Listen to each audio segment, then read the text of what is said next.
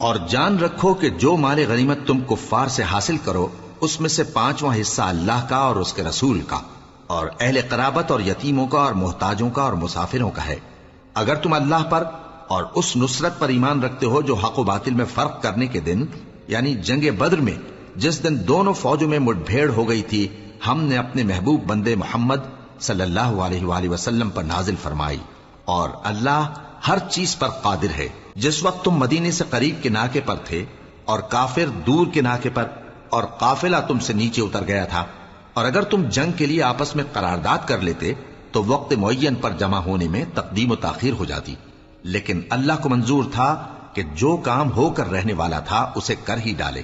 تاکہ جو مرے بصیرت پر یعنی یقین جان کر مرے، اور جو جیتا رہے وہ بھی بصیرت پر یعنی حق پہچان کر جیتا رہے،